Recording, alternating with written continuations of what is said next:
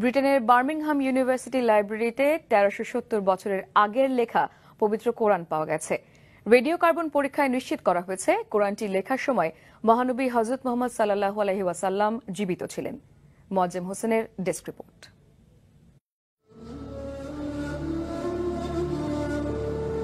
Muslims believe the Quran to be the word of God as dictated to the Prophet Muhammad. হিজাজি অক্ষরে হাতে লেখা এই কোরআনটি Birmingham ইউনিভার্সিটির লাইব্রেরিতে পাওয়া গেছে।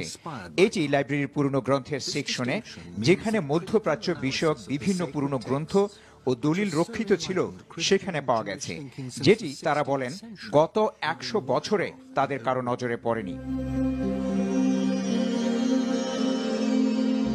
কোরআনটি লেখার সময় নির্ধারণ করা হয়েছে ৫৬৮ থেকে ৬৪৫ খ্রিস্টাব্দের মাঝামাঝি সময়গুলোতে, আর ৬৩২ খ্রিস্টাব্দে হযরত মুহাম্মদ সাল্লাল্লাহু আলাইহি ওয়াসাল্লাম ইন্তেকাল করেন।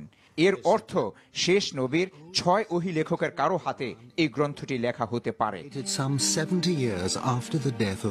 রেডিও কার্বন পরীক্ষাটি সম্পন্ন হয়েছে অক্সফোর্ড ইউনিভার্সিটির রেডিও কার্বন এক্সিলারেটর ইউনিটে।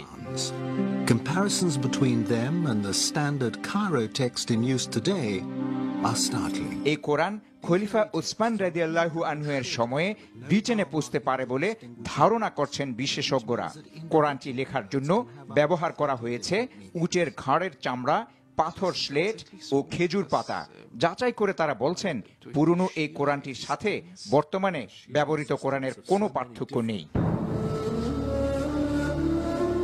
ইসলামের প্রথম যুগে লেখা এই কোরআন পাওয়ায় উচ্ছ্বাস ও গর্ব প্রকাশ করেছেন বিশ্ববিদ্যালয় কর্মকর্তারা।